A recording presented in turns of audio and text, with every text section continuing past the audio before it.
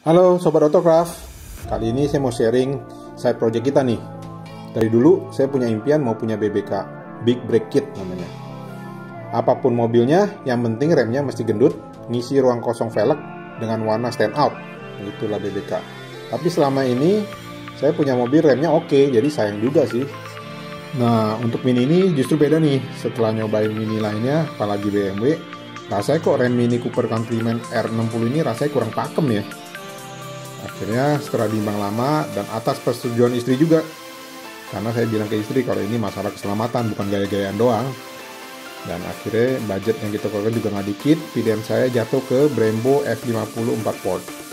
Dengan pertimbangan mobil ini bobotnya kecil, mesin cuma 1600 liter turbo, tapi sudah saya remap ke TD Rev Engineering sampai outputnya kisaran 230 horsepower.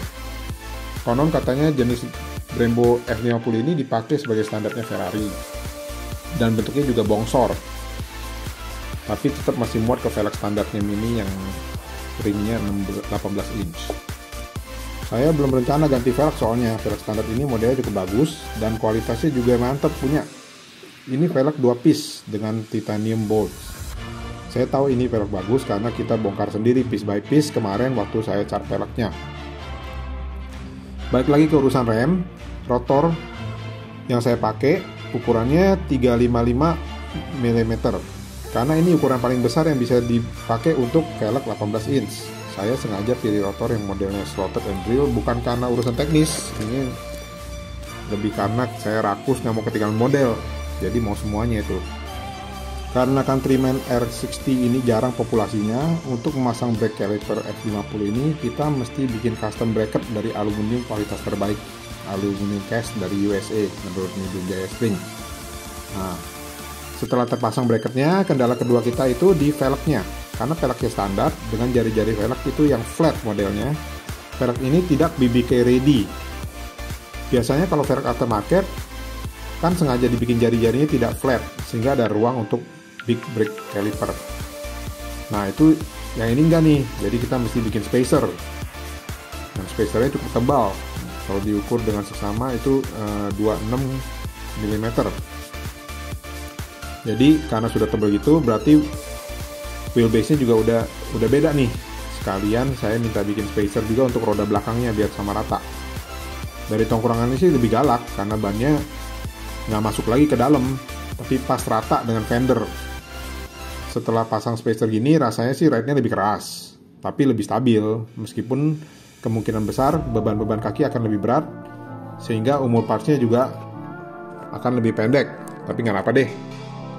Jadi alasan buat upgrade parts juga ntar. Setelah seminggu pemakaian, saya penasaran kok peningkatan performa remnya nggak naik drastis ya. Dan emang si Midon ada info dalam seminggu kalau kurang enak, ntar balik lagi aja. Dia mau cek lagi kemungkinan ada udara terjebak di selang rem. Dan ternyata emang bener, ada gelembung udara tuh di selang remnya. Pantes aja lah.